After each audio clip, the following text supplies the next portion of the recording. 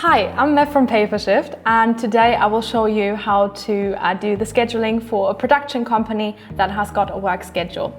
For that, we'll jump straight into the account.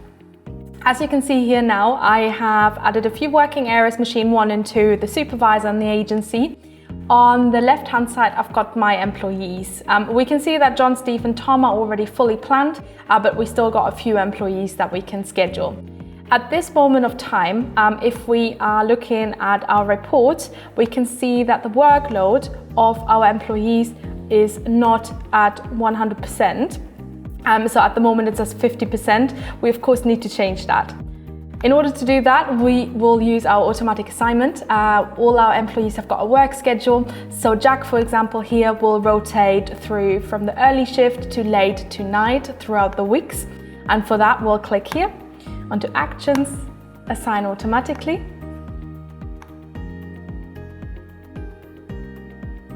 Okay, great.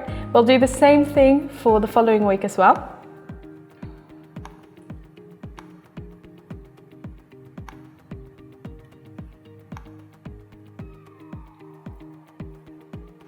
And the week after, so we've got the full, complete 3-week cycle.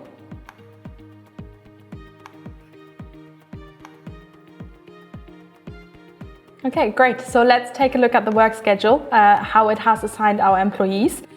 For that, we'll jump back to the first week and we will take Jack as an example. So if we select him, we can see here in this week, he is working the early shift. The week after, he is doing the late. And the week after, he's doing the night shift. So now we of course need to check the workload again to make sure that all our employees are okay and we're not paying for nothing. So for that, we'll blend in our report again. Click on workload, do a quick refresh. And we can now see that most of the days we had 100% capacity again, so that's great. So what will happen now if one of our employees is off sick? So for that, I have already created an absence.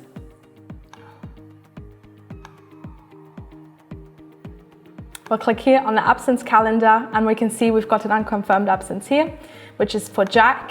What I'll do is I click on it and just confirm it because he's sick. What can we do? And we'll have a look what happens in our rota. And as you can see, Jack has automatically been taken out of that Monday shift. You can see you've got the red one up here, so you can see there's one person that's absent and we need to find a replacement.